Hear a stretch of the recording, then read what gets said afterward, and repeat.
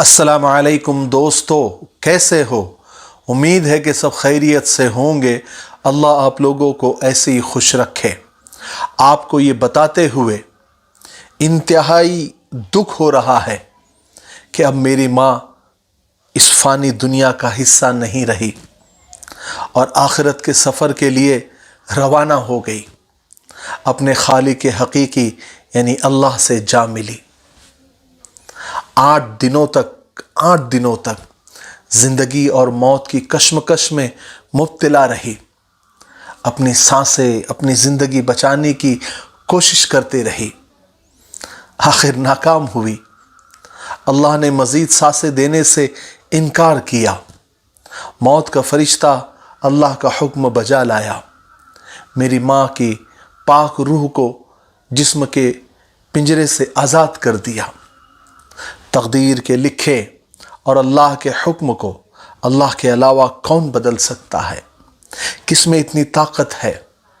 आखिर वही हुआ जो तकदीर में लिखा था। रिज़्क़ ख़त्म, सांसें ख़त्म। दुनिया की झंझटों से आज़ाद होकर हमेशा हमेशा के लिए मेरी माँ हमें इस फ़ानी दुनिया में तन्हा अकेला छोड़कर अपने सफ़र आखिरत के लिए निकल पड़ी, जहाँ से वापसी का कोई रास्ता नहीं है। इन्ना लिल्लाहि व इन्ना इलैहि राजिऊन। लेकिन एक बात का बड़ा ही इत्मीनान और सुकून है कि जब तक रमज़ानुल मुबारक की मुबारक घड़ियाँ शुरू नहीं हुई, मेरी माँ ने जान नहीं छोड़ी।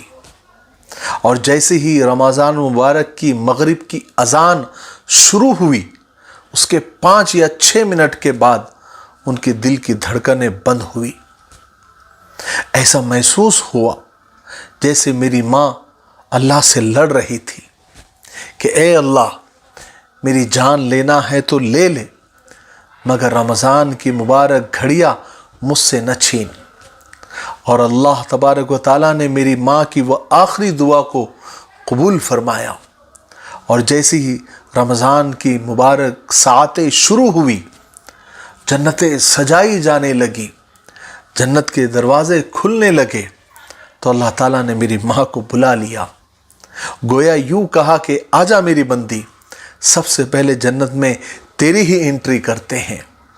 बहरहाल पहली तरावी की नमाज के बाद नहला धुला कर सफ़ेद कपड़ों वाली इस दुल्हन को जब आखिरत के सफ़र के लिए तैयार किया गया, उसके बाद जब मैंने मेरी माँ का चेहरा देखा, इतना नूरानी चेहरा कि चांद भी मान पड़ जाए। रात 12 बजे नमाज जनाजा पढ़ाई गई। चूँकि जनाजे की नमाज पढ़ाने का हक बेटे को सबसे ज़्यादा होता है, तो इस गुनहगार बेटे ने गमगीन दिल, नम आँखों और कपकपाती आवाज़ में अपने माँ के जनाजे की नमाज़ पढ़ाई और फिर अपनी माँ की कब्र में खुद उतरकर मैंने खुद तदफीन की। आज भी दिल मानने को तैयार नहीं है कि माँ हमें छोड़कर चली गई। माँ की वो खाली जगह जहाँ पर माँ बैठा करती थी, खाना खाया करती थी, नमाज पढ़ा करती थी, हमें डांटती थी, हमें प्यार करती थी, वो खाली जगह देखकर अभी भी दिल की धड़कनें तेज़ हो रही है।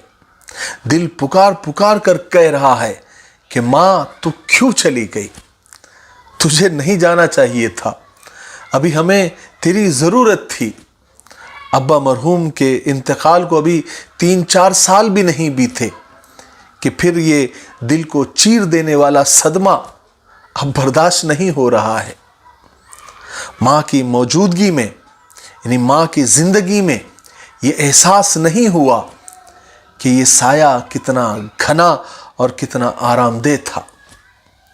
आज उनका साया उठ जाने के बाद जब झुलसा देने वाली गर्मी का एहसास हो रहा है, तब हकीकत खुली कि क्या खो दिया हमने। वो वजूद जो खुद कमज़ोर होने के बावजूद हम सब भाई बहनों को बेहद मजबूती से अपने साये में उसने छुपा रखा था, आज खुद मिट्टी के नीचे छुप गया। माँ के बारे में किसी ने क्या खूब लाइनें कही है कि जन्नत का हर लम्हा दीदार किया था, गोद में उठाकर जब माँ ने प्यार किया था। सब कह रहे हैं आज माँ का दिन है, वो कौन सा दिन है जो माँ के बिन है। सन्नाटा सा छा गया बंटवारे के किस्से में, जब माँ ने पूछा मैं हूँ किसके हिस्से में। माँ से छोटा कोई शब्द हो तो बताना, उससे बड़ा हो कोई वो भी बताना। मंजिल दूर है और सफ़र बहुत है, लेकिन माँ की दुआओं में असर बहुत है। मरने के लिए बहुत रास्ते हैं, लेकिन जन्म के लिए सिर्फ माँ है। दवा असर न करे तो नज़र उतारती है, माँ है जनाब वो कहाँ मानती है।